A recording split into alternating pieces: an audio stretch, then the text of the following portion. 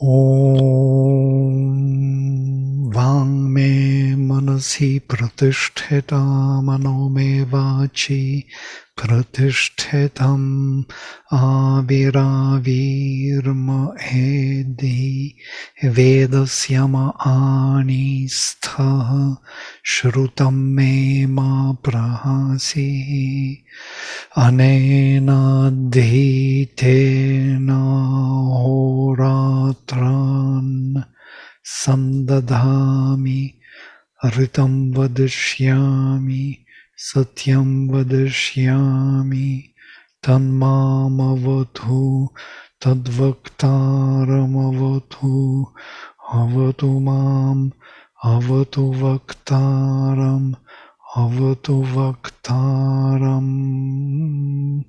Om Shanti Shanti Shanti.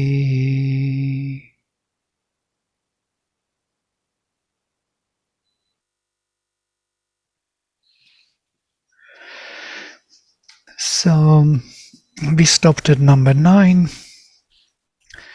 Yes, about the accent I changed in this file, but it was at the beginning with accentuation. You could see that it was there in place, yeah? All the accentuation of the ahaya and anudatta and svadita. So from here, from this, because when I pasted them, so it just somewhere deleted, but I've kind of returned it back, so you can have all of them in place.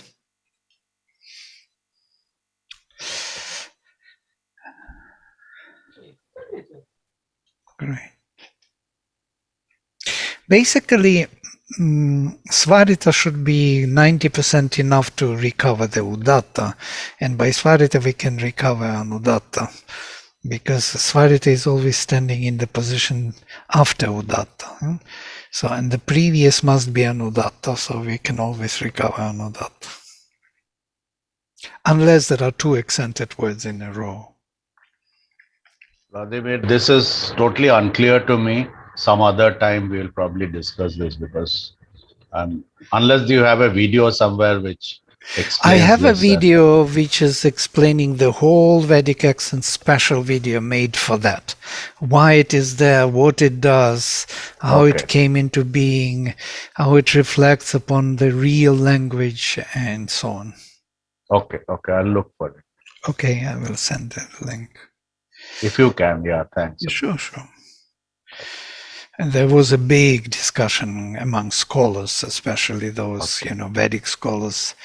And by the way, when I met with Vedic scholars from Delhi, there was a group of students with Guru from Gurukula coming to Pondicherry, so they called me to talk to them. And the Guru spoke only in Sanskrit. It was very pleasant to hear how he... But we discussed with him Vedic accent. And he was so surprised that I was recovering the Udatta all the time, because they are not doing it, they are just reciting it in the way how it is accentuated in the Vedic accent. But then he was so thrilled, he said, he was nearly in tears, he was saying that this is the way how we should read the text, Because, of course, nobody would read with Vedic accent. There's no such language where you read with, with singing tone. There are no such languages. There is no such poetry. But then he explained that in the yagyas, they don't do Vedic accent. They do only Ekashruti, because the Vedic accent was meant to preserve the Udatta only. Yeah. So that was quite interesting to hear that he was so enthusiastic to recover the readings of the Rig Veda, how rishis read it, yes? So to preserve the Udatta, morphological accent in each word, this device of Anudatta and Svarita was kind of introduced to keep it in place. Why it was needed? For one simple reason, because the meter interferes with accent. So if you have a meter, for example, iambic meter as it is here in Gayatri, ta ta ta ta ta ta ta ta, it is not totally falling into the words are not falling into this accent, into the accent of the meter. Yeah. So kavim agnim, it fits very well. Kavim agnim, Right. and then upa doesn't fit because u is this udatta. That means it is morphological, so it should be low and it is high. So what would you do? How would you, hold both the meter and the accent? So that's why they needed to mark it with the voice, because they were not writing. If they would be writing, they would be, putting it wherever it should be written. But with the voice, how can you mark the udatta if the meter interferes? It's a big issue. So if you think of it, you will find very interesting answers. For example, here, Devam Amivachatanam, right? Mm-hmm, yes. There'll be no gap essentially between Devam and Amivachatanam, isn't it? Yeah, it is 8 syllables. Devam, Amiva, and Chatanam only. Chatanam is only the accentuated because it's a compositor word. Yes, Amiva Chatanam. Chatanam actually fits into iambic meter. So Devam Amiva Chatanam. Right. Okay, got it. Cha is fitting. I'll look at your video because I'm very interested in it. Sure. It's a profound issue, and by the way, many mistakes are made because of this. Because somehow in modern India, it wasn't really clear what this accent was about. Yeah, and because of that, for example, the whole Vajasane Samhita. What they did, the whole project, I even wanted to write to Indian government to redo the project of Vajasane Samhita. They took the printed text from, I think it was Kilhorn. They took the printed text which was edited in Germany, and in there, in preface, they write that we are marking only udatta, and udatta was marked as an udatta here by the line below. Yeah? Okay. So each high pitch was marked with a line, because there are different ways of marking. It's not the only way. Yeah? Samaveda has different markings. Vajasane Samhita has this type of marking only udatta. Do not mark anudatta and svarita. So what they did, they read the whole text with this as anudatta and not udatta. Can you imagine? Everything opposite. And maybe you even heard this, like, it should be read Purnamadav, Purnamidam, and they read just the opposite. Purnamadav, Purnamidam. Okay.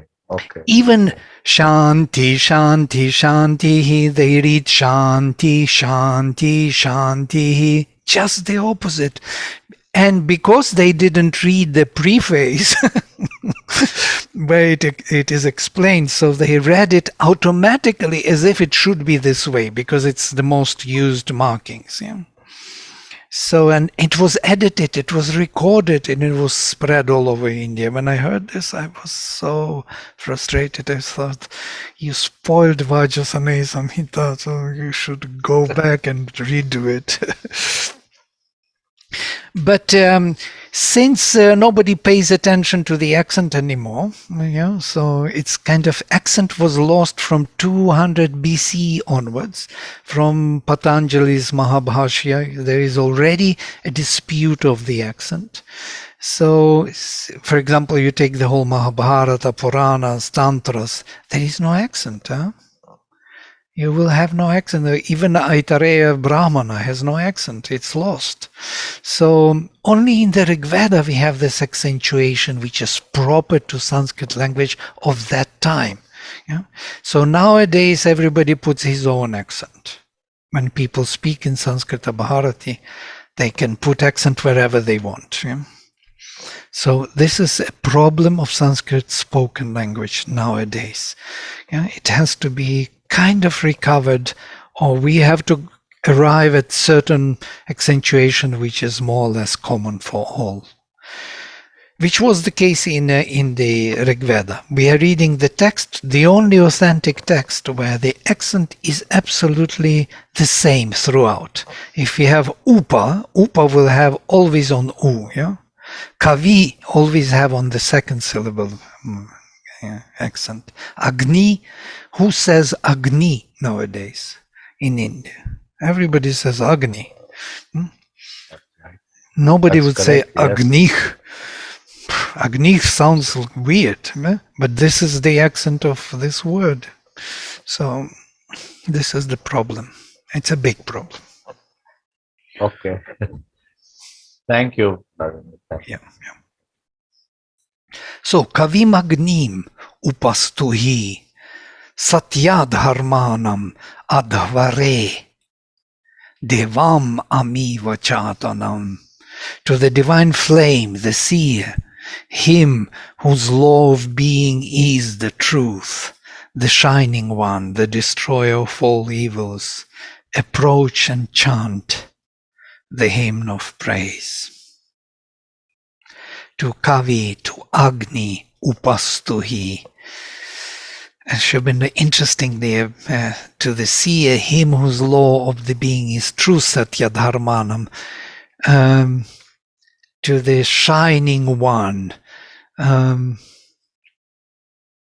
Devam, this is how he, destroyer of all evils, Amiva Chatanam, approach and chant, upastuhi. So you see how Sri Aurobindo beautifully translates the verb. Stuhi is kind of praise, but upa, praise closer, yeah? So he says approach and chant the hymn of praise. So he adds the whole action which is not here, because one prefix upa for him is approach, yeah? Come closer. Basically, stu, we already spoke about the stotram, stuti, stuhi in this case, is to affirm within oneself. In many places he translates exactly this. Affirm within yourself, yes? Closer to you, closer to your being. Agni, the seer, the kavi, the satya dharman, the one who has true dharma. Adhavare, on the way of your journey.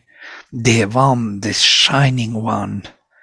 The shining one, that's how he translates the God. Yeah? He follows the Rudiv. Rudiv is to shine. Amiva Chatanam, the destroyer of all evils. Establish in yourself the flame. Sorry, this has to be.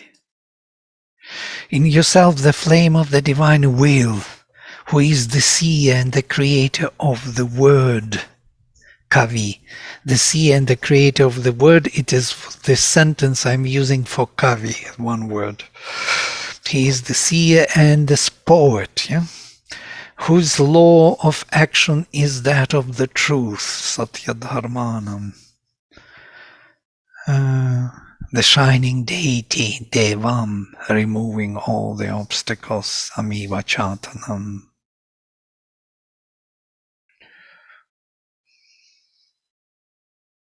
Yes, it is the one whose dharma is always true. If there is someone in this world whose dharma is always true, then this is him. In every way his dharma will be true because he invokes higher powers and brings them into action in this world. And this world is meant to be that journey and that constant transformation. It was created for this purpose. We are here for this purpose, to fulfill that dharma of constant progress and growth of consciousness, which Agni represents. We will come to it in in the next verse. Today I was reading this and I was so taken by it. Let us look into the next and next. Yastvam agneha vishpatih dutam devam saparyati tasyasma pravita bhava. Have you read this? Yeah, with you. We did read. Sorry, we have to start from 9. Okay, I just repeated myself. Yo agnim deva vitaye havishman avivasati tasmai pavakam mridaya. This is the letter which you find in the Vedic language, L, cerebral L. And we have it in Tamil, also Marathi, we have it in Marathi. Maybe Rashi knows it since she is there closer in the middle of India, Marathi. And it is in the Vedic language. Yes, it is not available in the classical Sanskrit anymore. In classical, it will be D, cerebral D, mrid. Yeah. So he who with the offerings approaches the divine force for the birth of the gods, O purifier, on him have grace. Yo agnim deva vita yeha vishman avivasati, the one who wants, who wishes to love or to appropriate, to conquer or to win, let us say, to gain, to acquire, to possess, to become master of, the one who wishes to have Agni as the master of his being, coming to him with the havich, with the offering, unto him be merciful, O Pavaka, O purifier. Mridaya means literally be soft. Yeah, mridu, from here you know the word mridu, soft. Be soft unto him. Don't be harsh with him. Don't transform him too fast, because he will suffer, he will burn. So go soft on him. Not too slow, not too fast. Find the pace in which he can transform without suffering. What is interesting here, let me read the one who approaches the divine force, Agnim, with the desire to conquer his lower nature, I will come to it in a minute, offering it for the transformation, Havishman. He brings the Havis, the offering, and for the growth of the gods within him, Deva Vitaye. To him be gracious and supportive, O Pavaka, the purifier of all things impure. Pavaka is the one who purifies, who takes impure things which did not have the divine properties, and purifies them, removes from them all those things which are not allowing us to see the divine property. And then the divine character shines finally. So he burns away all those impurities until that very thing is visible to us, what is meant to be visible. So for him, be merciful, O Pavaka, or purifier. So what is interesting is Deva Vitaye, for the birth of the gods, or for the growth of the gods. Viti is interesting word. I'm here giving the viti from root V, to go, to approach as a friend, to grasp, to accept, to enjoy, to fall upon, to attack as an enemy, to approach as a friend and to attack as an enemy, in both. And to set in motion, to arouse, to impel, to promote, to lead, to excite.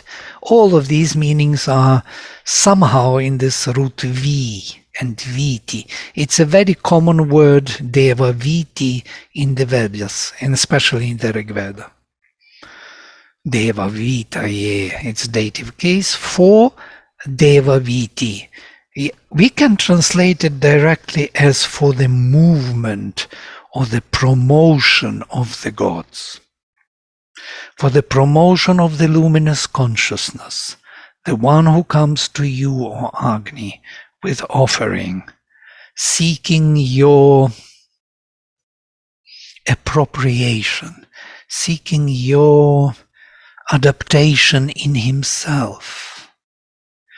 Avivasati, wanting you as his beloved, wanting you as his master, let us say.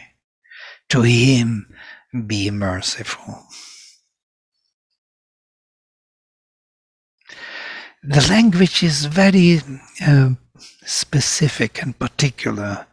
This avivasati, it is chosen with a special kind of mind of the rishi, wanting to conquer. I'm translating wanting to conquer his lower nature, though it is actually wanting to conquer Agni. By the way, conquering, winning, is not something negative in the ancient mind. This is something we also have to see. We have this like Satyameva Jayate, this truth alone conquers or prevails.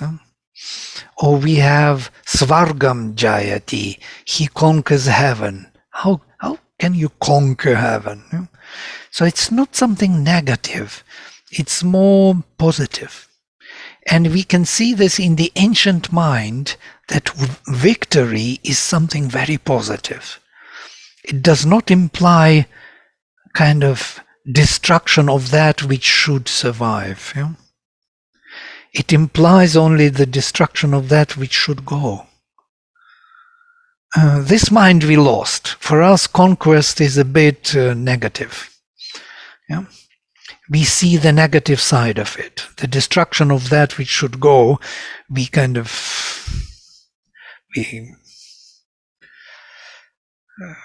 do not accept easily. We would like everything to survive, and that's the problem of our mind. We want peace without change. It will not happen. The conquest has to take place.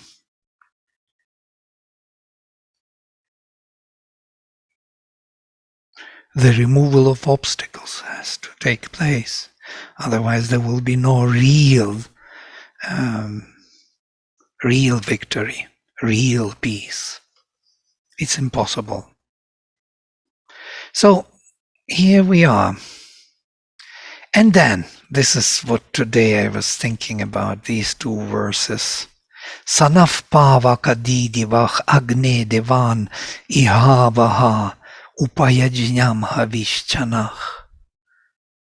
O shining flame, thou who purifiest, hither bear the gods to our offerings and to our sacrifice. My interpretation. O Agni, bring here the divine powers to our sacrifice and to our offering. Make it pure and sacred, our offering. O shining purifier of our nature. So that what we offer is also not yet purified. And it's a kind of interesting idea, It has to be also purified by him. We offer to the divine something which is not yet ready to be totally offered. But we want it to be prepared for the offering. So the divine itself makes it ready for receiving it and changing it. So it will take charge of our offering once we are ready to give it. And it will take time to prepare the offering, to make it ready for inflammation by the divine will.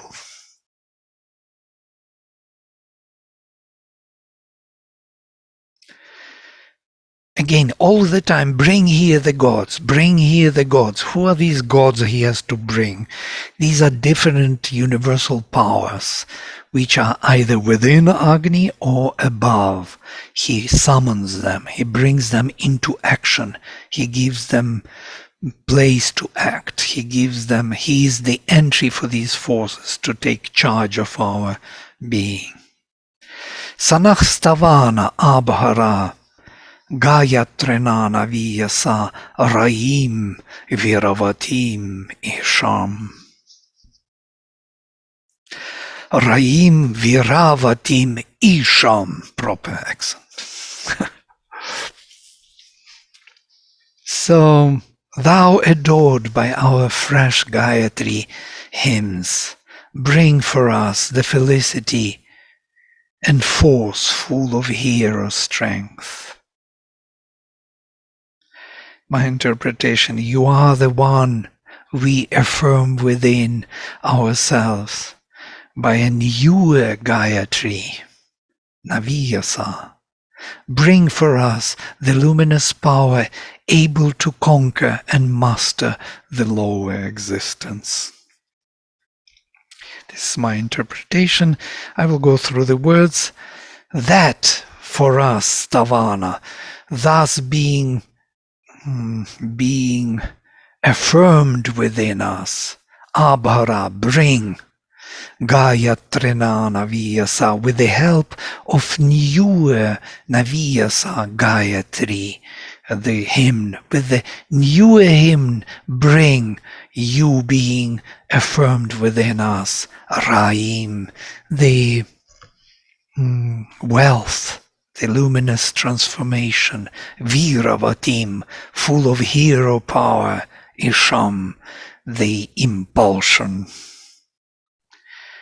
force full of hero strength. Ish is this, the impulsion, as Sri Veda translates, the luminous impulsion, the divine force, force full of hero strength.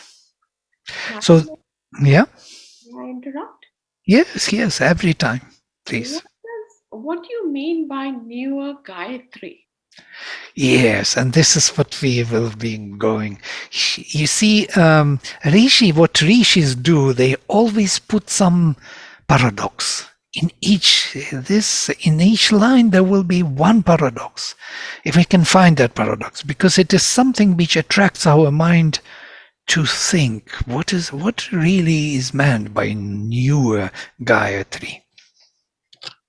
So here I was kind of writing today, it's just written one time without editing, but still doesn't matter.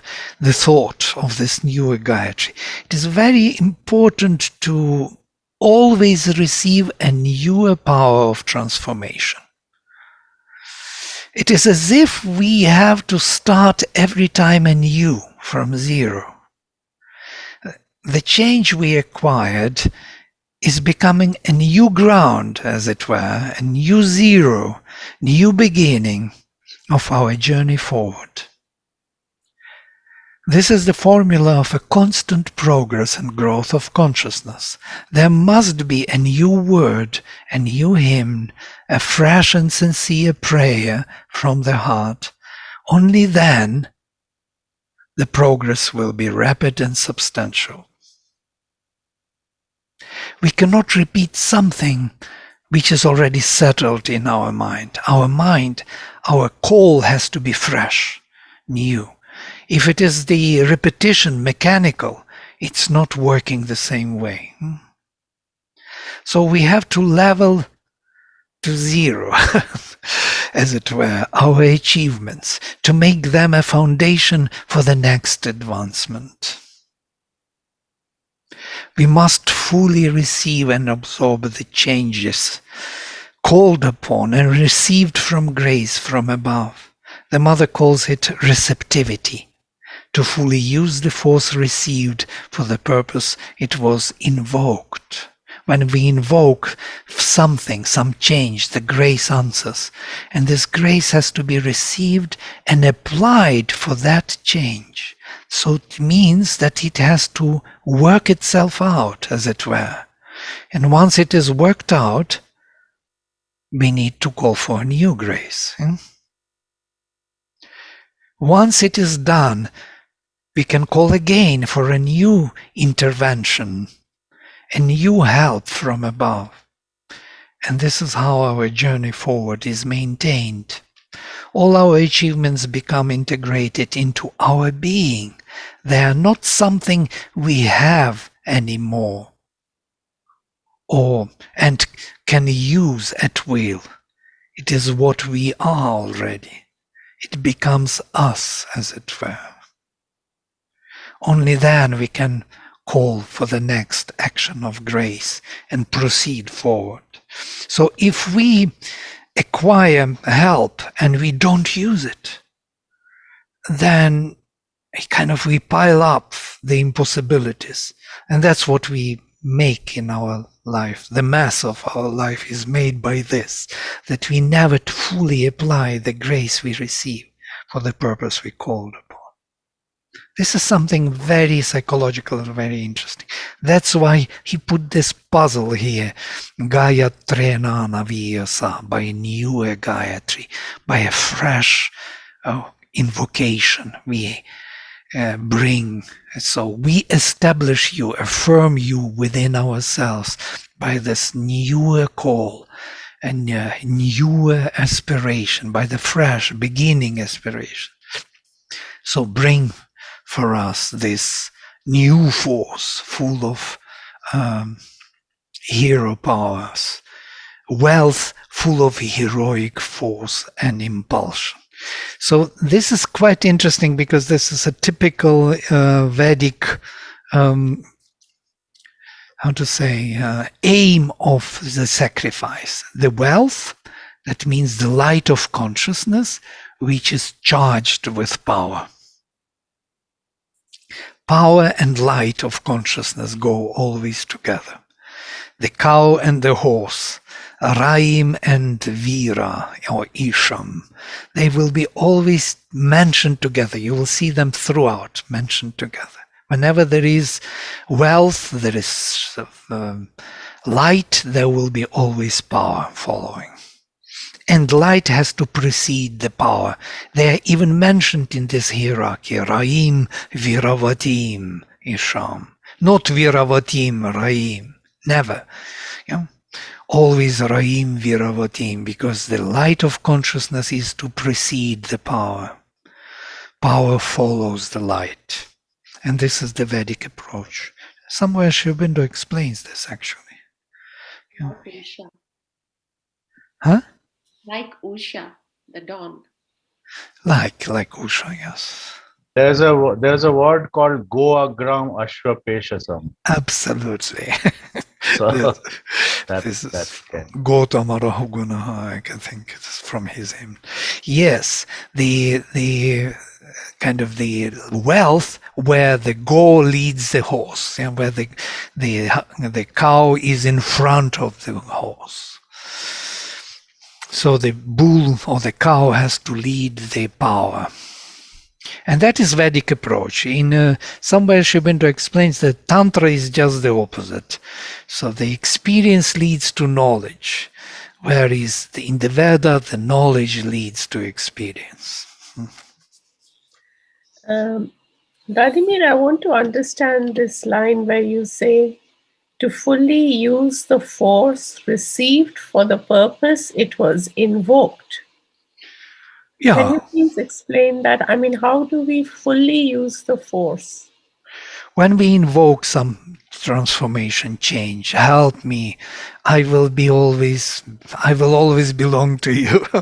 Then the help comes and you forget next day that you belong to the divine. So what happens is that we do not totally charge ourselves with the received help or grace. So what we do when we receive grace, we use it for other purposes also. For our, promotion, for our position. We are kind of presenting ourselves as clever beings and kind of advanced in some understanding in the society. So we do use it for the lower purposes of ego.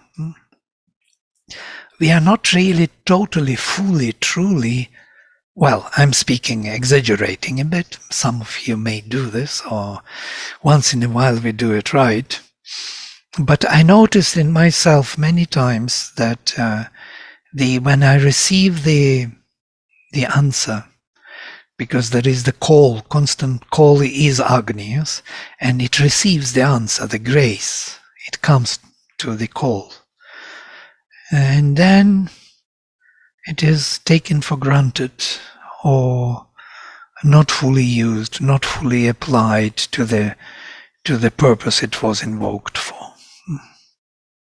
So the energy of that grace becomes wasted. And so grace doesn't want to come so easily then next time and next when every time it is being wasted or neglected or taken for granted or forgotten.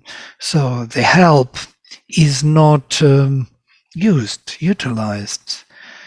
We are not transformed by that grace, which was the purpose. Yeah? So we must use it fully, and then it will grow. The grace will become more and more responsive to our call. It would be very easy to call, to invoke. As Sri Aurobindo says, it will be a time when you will call the divine presence at will. Yeah? At will, because you are constantly responsive to it. And that's what Mother calls receptivity. Receptivity for her is responsiveness to what you receive and how you utilize it. For what purpose, yeah? This is receptivity. Thank you. Which was for me a big surprise to look at receptivity from this point of view, you know. It's a next level of receptivity. Yeah? We look at the first layer of receptivity as being receptive, open to the influence. Right? But we don't see being open is not enough. You have to receive and to use. Utilize totally what you received. That is receptivity. Another level of receptivity. Responsibility for usage of the grace, to allow grace to work upon you.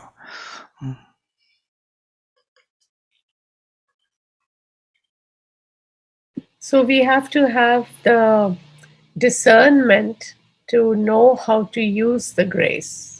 You've got to have the knowledge to know how to use the grace. Or let us stay sincere enough in the moment we receive it, yeah? And allow it to work upon us. We can't do much ourselves. We just have to allow it to work. So not to close too fast. Yes, Marta. Thank you. I was just going to say that this suggests to me the process Sri Aurobindo describes as ascent and integration. So we make use of the grace to transform ourselves gradually, and by integrating the consequences or the effects of that, and then we're able to rise again at a higher level. Yeah. And that is the path, basically the journey. We have to step on the step. We cannot just have a step there, or as he says, to sit on the path. Yeah, I am on the path, but I'm sitting on the path. Or dancing, one step forward, two steps backward. This is not the walking the path. So to walk, we have to totally appropriate the change. We have to become it. Yeah, become the change you want to have. Yeah. Vladimir, one question, one thought rather. If we change with the grace, we should also be able to feel the change within ourselves. Wouldn't that also happen? Absolutely. And this is really a great, bliss or feeling of delight. Every time we really change, we feel that we lived not in vain this day. The life becomes beautiful. It becomes meaningful. Everything shines. Everything, normal things look very abnormal and divine to us then. when we make a change. Yeah. But when we don't make a progress, then we feel like going down and We are stepping into it, and then we are trying to come back to our old whatever we knew ourselves to be, and the comfort of that old person. yeah, and it is not comforting anymore. It's Yeah. it's rather boring and disheartening, and there is no life and there is no meaning in life. The meaning in life is inbuilt in this progress. And I feel that difficulties tend to increase too. If you keep on stepping back to your old person, the difficulties in life keep on increasing and kind of give us a signal to sort of listen to it. Yeah, So, absolutely.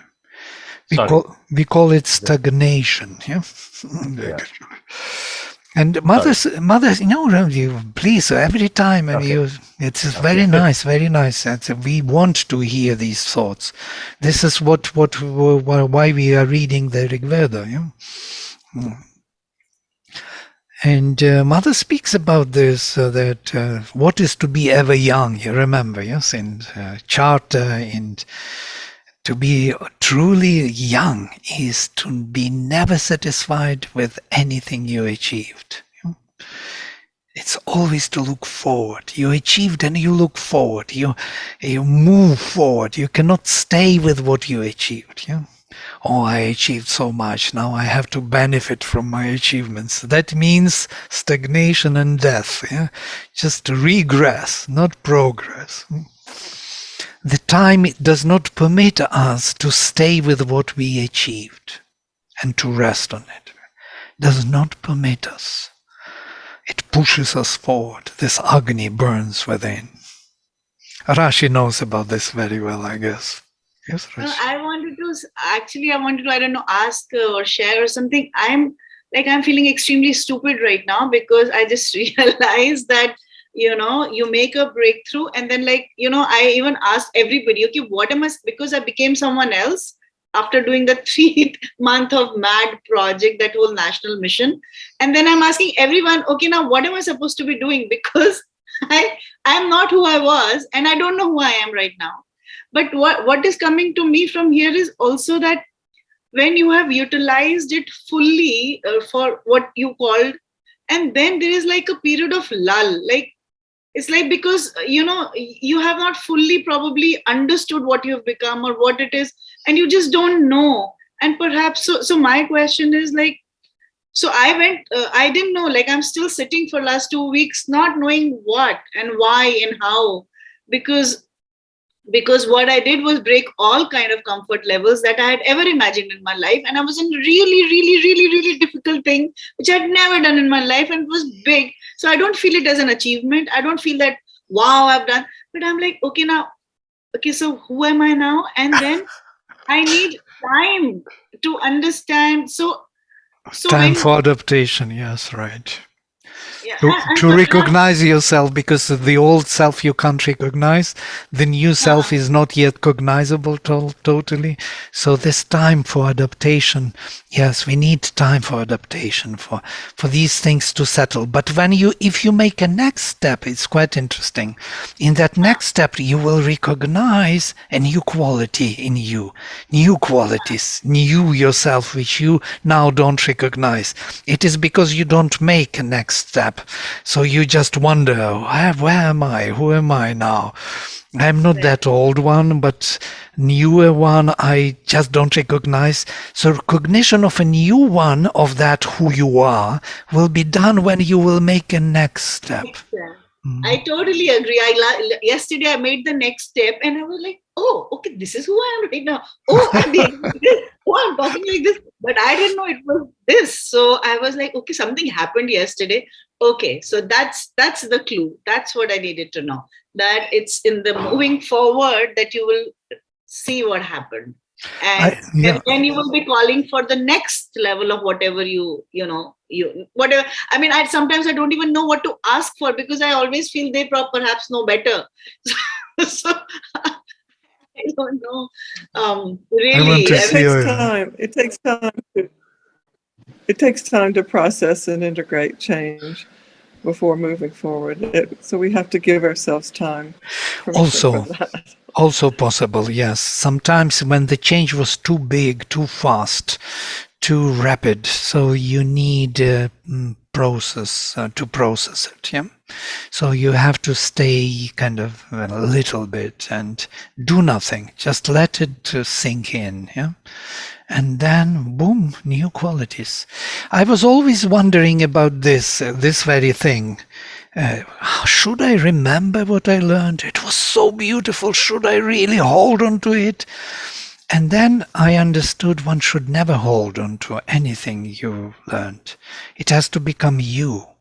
And it will come to you in the moment you need it. Yeah?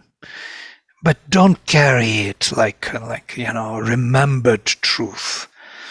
Memory in this case, holding you like the instruments of knowledge. You carry with yourself the whole toolbox, ready to be used. It's not the way to know. It's not the way to be. So it needs to become yours, and you have to rediscover the truth, always fresh with a new word. We should not be afraid of not knowing. It's actually a very good state of not knowing. Not knowing tells us that there will be knowledge. It is on the way. Yeah? We prepared the space for new knowledge.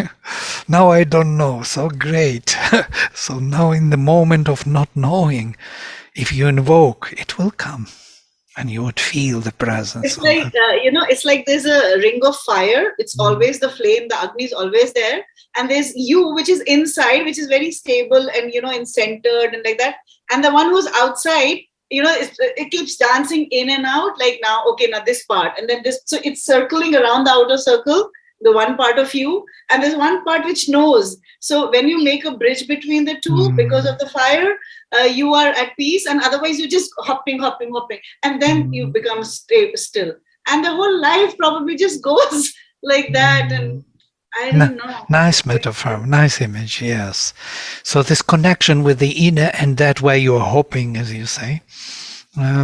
So that connection takes place sometimes without you even wanting or knowing. And then suddenly you discover that you know. Sri Aurobindo gives a very interesting idea that we actually know everything already. Only we are playing this game of discovering it anew. Yeah? We need to discover it anew. And every time we discover that we knew actually within. And this is the bliss, right? Because he wanted to experience himself in all the ways. So when we discover, we actually are tasting that bliss that he wants to experience through, so many of us, right? Yes, on the grand scale. Yeah. So, Vladimir, sometimes we have to let our mental being just lie low, not think with our mental, because we are so mental, not think with this mental mind and just go. Yeah. Yeah, we have to we have to quiet, to silence the mind. Yeah. And this is actually to freshness of perception. The mind should not interfere with its own formation. It should be used as instrument. So once it is quiet, it's quite interesting. That's the issue Sri Aurobindo had with Vishnu Bhaskar Lila. You remember when he got into this nirvanic state of silent Brahman, he said, I don't have thoughts. So you want me to come and to deliver the speech in Surat, when he had to go to Surat to deliver his speech. And he says, don't worry, thoughts will come. And he says that it's weird. He came without any thoughts, empty-minded. And then when he had to say something, all thoughts came in the right order. Yeah, because everything what he acquired already, built in within himself, it is there. It is just waiting for the occasion to come out. Yeah? So this is what we have to learn. It's not an easy task to achieve. Yeah?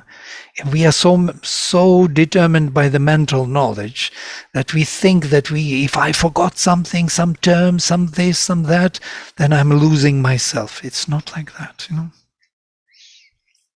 It's not in the terms that the knowledge is. It is in the understanding of ourselves and being true in that moment of time, in that moment of discovery of the truth. It has to be rediscovered every time anew. And if we are not doing it, what for we are knowing anything? Yeah? Again, I remember this, as Sri Aurobindo says, when everything is explained, nothing is known. This is the best phrase. We explained everything, know nothing. Because in those explanations, there is no knowledge. And they can be perfect. They can be, everything will be in its right place. But we have nothing to do with it. So where are we in this knowing? And we never know about the silence also, because we may feel we have silenced our thoughts. Like I was on a phone with somebody and I was quiet for quite some time. And then he said, you know, your silence is so loud, because I had 500 thoughts in my head. I did not know which one to speak, because I'm trying to, you know, not speak so much. I want to, like, you know, like the change is happening. And I realized, oh my God, the silence is also so loud. So there must be 3 million more extra thoughts today. Yeah, noisy silence. Yeah. Loud silence. Yeah, Mother speaks also this language about silence. Vladimir, just one point on this. So if we think about somebody like Heraclitus saying, we never step into the same river twice. So this Naviyasi Gayatri is something like that, right? Yeah, absolutely. If we accept that as that flowing river as the truth, then the rightness has to come new every time. Yes. This is just a kind of thinking that I had on this. Absolutely, absolutely. And it doesn't mean that you should not use the same mantra from the Vedic time. It means that your perception is fresh. It doesn't have to be always new word. It means that this word which you used before is used differently now, because you have a new fresh consciousness, fresh perception.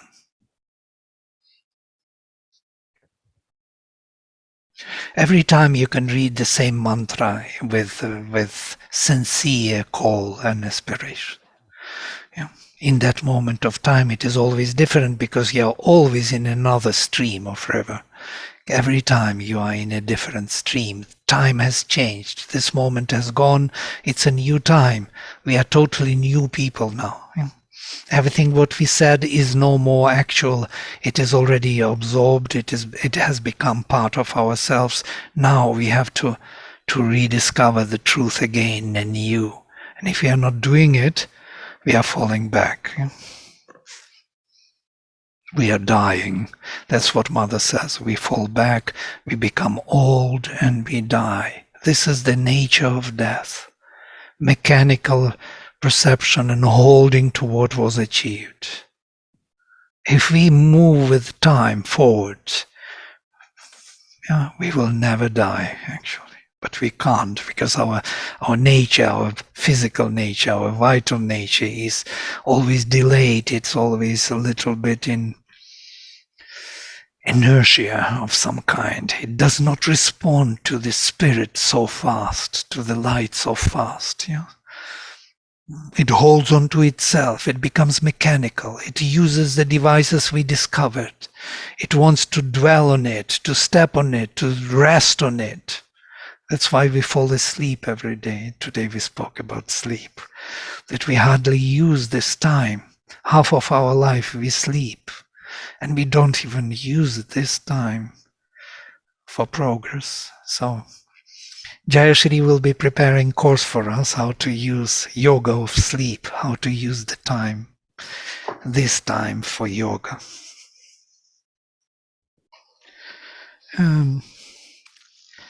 Great. Okay, I will finish with the last verse. I'm very glad that we are discussing these things, not just finishing the text. Agni, Shukrena Shochisha, Vishwabhich Devahutibhich Imam Stomam Jushasvanach. O fire, with thy lustres white, and all thy divine hymns that summon the gods, come and accept this hymn that we affirm.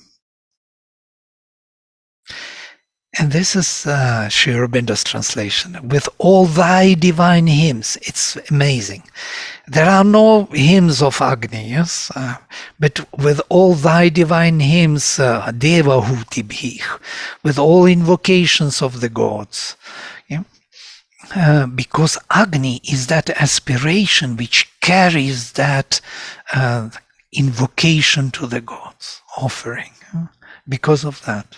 Rejoice and agree, this is Jushasvana, O Agni, with our sacred affirmation of your lordship within us, by your blazing light, pure light, and all the invocations of the gods. I was changing today.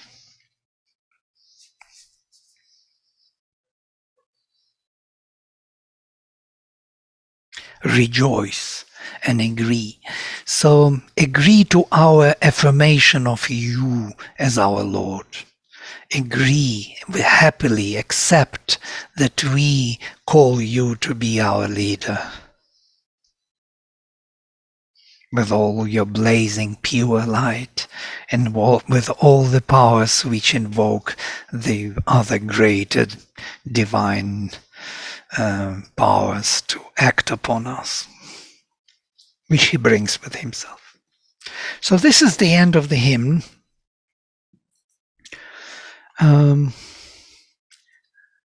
You see, if we don't unpack these things, they look like repetition of the same, invoking of Agni. If we do not know what it means, what it implies. So, since it was hardly ever unpacked in the sense of, as Sri Aurobindo did, he gave the psychological interpretation to the hymns, and it became kind of a spiritual, journey for us and help for us. And I can feel that it is really illumining our consciousness in a different way, in a direct way. It's not explaining how things are. It is acting directly, as it were. It doesn't give an explanation. It just says how it is, and then you feel the presence. It's a very powerful means for our growth. That's why it was so precious to preserve all the Vedas, all the verses, because they are built in such a way that they carry this power. And when we unpack them, we can feel the impact. Great, we can stop here. If you have some question for this, oh, Shakti joined us. Nice. Shakti from Auroville. Preetu also is hiding behind.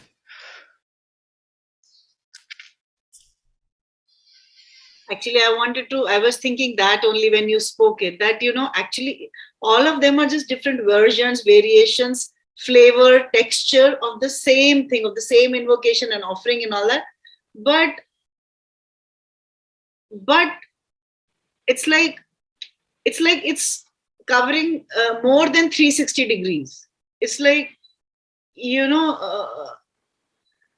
I can only feel it. I cannot speak it in words. It is quite mind-boggling how they have not left an iota for something else. To make us, it's like it's like a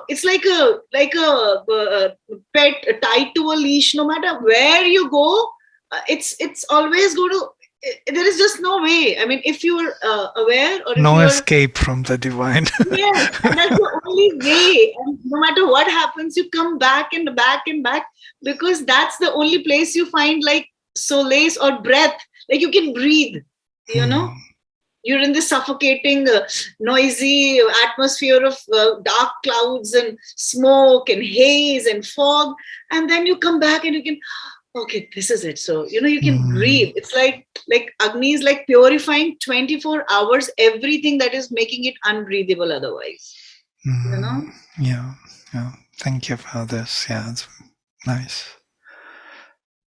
I think so, yes. It's like every time as if it is, from the mind point of view, of course, it's repetition. It's the same, invoking the same, bringing gods, the same in every.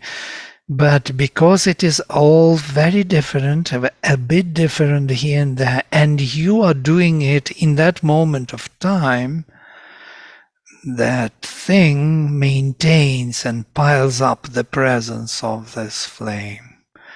And it becomes stronger and brighter, and your consciousness perceives it more and more and feels the aspiration more and more, and the response, the grace is felt more and more, answering to the call. And then how can you refuse that state? Yeah? You want to grow into it. It's an amazing action of highest poetry and consciousness put together. Poetry becomes knowledge and action. Action to change our consciousness. And by that the being, because it is so tangible. The presence of that consciousness is so tangible and powerful that the being is affected and changed. Not immediately, but gradually. Every time you do this, it accommodates some more capacity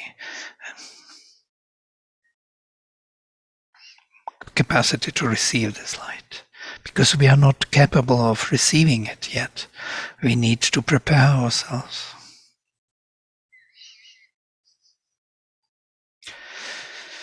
Great. All right, so it's 11 o'clock. Let's close with mantra. Om Sarve Bhavantu Sukhinaha Sarve Santu Niramaya Sarve Bhadrani Pashyantu Ma Kaschit Dukha Bhag Bhavet. Om Shanti Shanti Shanti. Shri Gurubhyo Namaha. Harihi Om.